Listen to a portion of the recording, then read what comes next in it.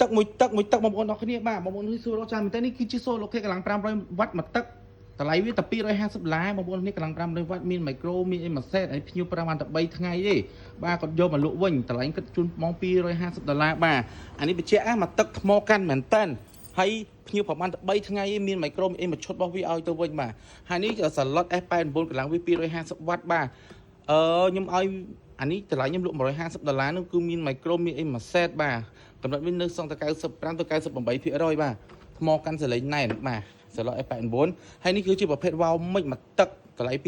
$250កម្រិតស្អាតរបស់វានៅ95ទៅ98%សំខាន់វាមានមីក្រូអីមួយសេតមួយឈុតរបស់វាទាំងអស់តែម្ដងតែខ្ញុំដាក់មីក្រូអាសាវា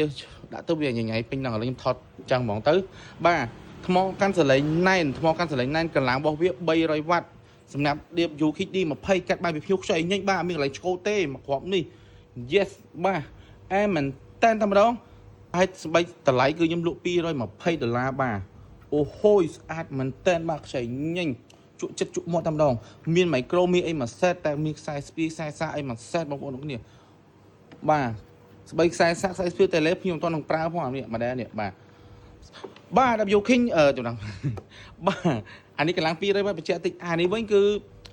King Mate Plus 2 Edo Bo បាទមកទឹកខ្ចីញញដែរបាទតម្លៃ$220ដូចគ្នាអានេះឆ្នាំ2026កាត់បាយភ្ញៀវខ្ចីញញបាទភ្ញៀវប្រើថែមែនតែនមានមីក្រូមីអីមួយសេតជូនតែម្ដងបាទនេះបងប្អូនគ្នាភ្ញៀវទិញថ្ងៃទី2ខែ2 2026បាទ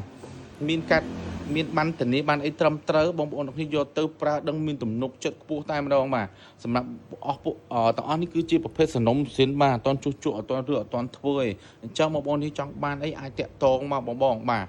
តម្លៃវិញគឺពិសេសជូនតែម្ដងហើយតាក់តងមកបាទលឿនបងប្អូននេះយកគេយកបាត់ណា